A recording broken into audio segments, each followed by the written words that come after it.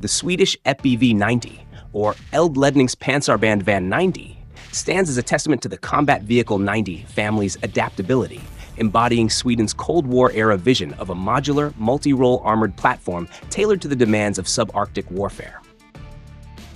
Developed by Hägglunds, now BAE Systems Hägglunds, and Bofors in the late 1980s, the EBV-90 emerged from a broader initiative launched by Sweden's Defense Materiel Administration to create a unity vehicle capable of fulfilling diverse battlefield roles. Unlike its sibling, the CV-90-40 infantry fighting vehicle, armed with a 40mm Bofors autocannon, the Epbv-90 traded firepower for precision, serving as a forward observation vehicle designed to enhance artillery and mortar coordination.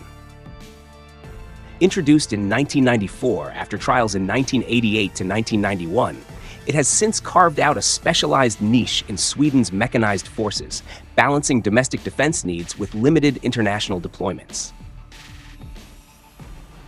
The Epbv-90's origin traced back to the mid-1980s, a period when Sweden sought to bolster its defenses against potential Soviet incursions across its rugged terrain of forests, snow, and wetlands. The first major contract for the CV-90 family, including 34 Epbv-90A units, was signed in March 1991, with production kicking off in 1993 and deliveries beginning the following year. Equipped with an inertial navigation system, laser rangefinders, and thermal imaging, the Epbv-90A was built to locate targets swiftly and relay precise coordinates, reducing response times for indirect fire support, a critical capability for a military prioritizing mobility and efficiency.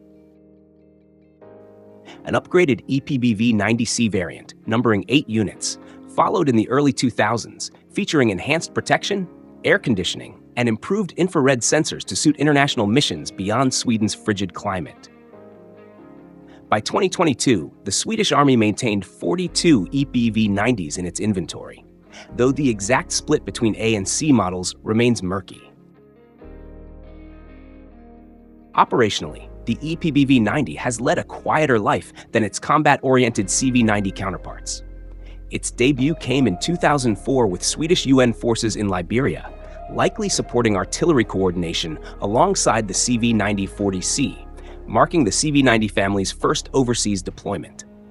In Afghanistan during the 2000s and 2010s, where Swedish forces contributed 9 CV-90-40C units by 2011, the Epbv-90C may have played a supporting role, though concrete evidence of its involvement is scarce. Unlike Norway's CV-90s, which faced intense combat in operations like Harakat Yolo in 2007, the Epbv-90 avoided frontline skirmishes, reflecting its purpose as a battlefield enabler rather than a direct combatant. Domestically, it has been a mainstay in training exercises, leveraging Sweden's subarctic conditions to hone artillery support for mechanized battalions. Recent years have seen its role scrutinized amid Sweden's donation of 50 CV-90s to Ukraine in 2023, likely CV-90-40s, raising questions about whether any Epbv-90s were included or phased out. The ongoing CV-90 Reno program, which introduced new variants like the DSPBV-90D and PIPBV-90D in 2022 to 2023, suggests the Epbv-90 sensors may have been modernized, though it hasn't been a focal point of upgrades. To assess the Epbv-90's standing, a comparison with regional competitors, namely observation vehicles from NATO-aligned Nordic neighbors and potential adversaries, offers valuable context. Finland's Patria AMV XA360, equipped with the forward observation system, presents a modern alternative. Built on a wheeled 8x8 chassis, the XA360 emphasizes mobility and rapid deployment, boasting advanced optronics and integration with Finland's networked artillery systems.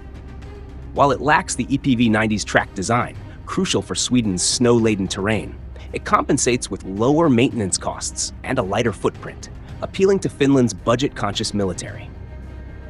Norway, a CV-90 user itself, fields the CV-90-30 OPV, a close cousin to the Epbv-90. Sharing the same chassis, it mounts similar sensors, but benefits from Norway's combat experience in Afghanistan, where its CV-90s were battle-tested, potentially informing more robust upgrades.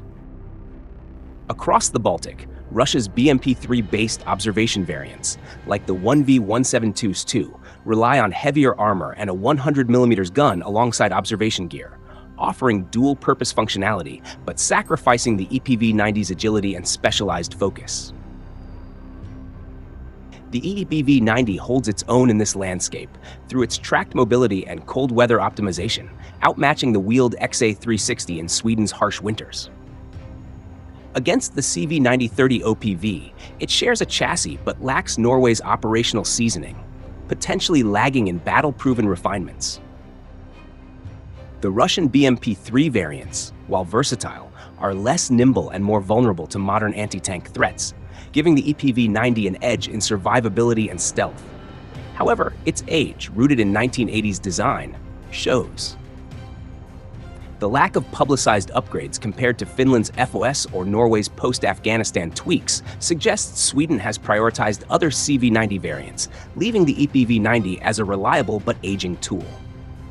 As of February 25, 2025, with Sweden's NATO membership solidified and regional tensions simmering, the EPV-90 remains a functional asset, likely active in exercises supporting systems like the Archer artillery. Yet its future hinges on whether Sweden invests in modernizing its sensors or shifts resources to newer platforms, a question unanswered by current public data. In sum, the EPV-90 encapsulates Sweden's pragmatic approach to mechanized warfare, a niche vehicle born of Cold War necessity, refined for limited global roles, and sustained through incremental updates.